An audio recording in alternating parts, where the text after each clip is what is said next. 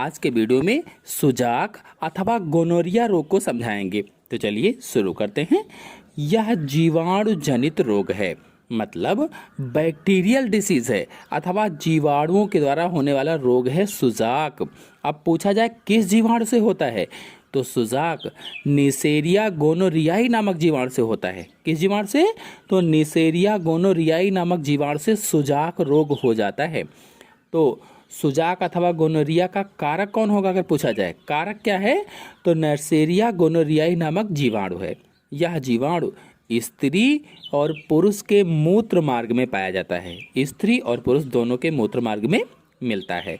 सुजाक अथवा गोनोरिया रोग एक व्यक्ति से दूसरे व्यक्ति में मैथुन के समय फैलता है। मतलब इस जीवाणु का जो संक्रमण है एक व्यक्ति से दूसरे व्यक्ति में संभोग के द्वारा फैलता है, यानी यह लैंगिक संबंधों के द्वारा फैलने वाला रोग है। इसीलिए इसे यौन संचारित रोग अथवा सेक्सुअल ट्रांसमिटेड डिसीज अथवा एसटीडी कहा जाता है। शॉर्टकट में एसटीडी यानी सेक्सुअल ट्रांसमिटेड डिसीज है। एसटीडी रोगों को रजित रोग या वेनरल डिसीज भी कहते हैं। रजित रोग या वेनरल डिसीज भी एसटीडी रोगों को कहा जाता है। इस रोग में जनन तंत्र की श्लेष्मा प्रभावित होती है और उसमें घाव बन जाते हैं। जो जनन तंत्र की श्लेष्मा है, जो म्यूकस मेम्ब्रेन होती है, वो प्रभावित होती है और उसमें घाव बन जाते हैं।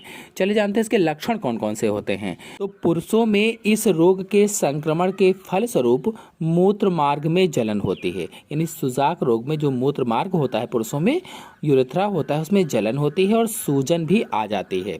जो सिस्ट होता है, जो पेनिस होता है, सिस्ट के सिरे पर पीले हरे रंग का विसर्जन दिखाई देता है। जो सिरा होता है, मुंड होता है, उस सिरे पर पीले या हरे रंग का विसर्जन दिखाई देता है, पदार्थ निकलता है वो दिखाई देता है।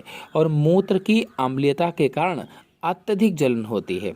बाद में संक्रमण प्रोस्टेट ग्रंथि और मूत्राशय तक भी फैल जाता है। जो इसका इन्फेक्शन होता है बाद में प्रोस्टेट ग्लैंड और मूत्राशय तक पहुंच जाता है।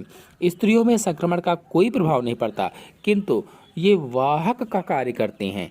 कहने का मतलब ये है कि स्त्रियों में इस संक्रमण का कोई प्रभाव नहीं होता है और स्त्रियां इस रोग को एक पुरुष से दूसरे पुरुष में फैलाने का कार्य करती हैं। अगर इसके उपचार की बात करें, ट्रीटमेंट की बात करें, तो रोगी को पेनिसिलिन एंटीबायोटिक से लाभ होता है। मतलब एंटीबायोटिक से इसमें लाभ पहुंचता है।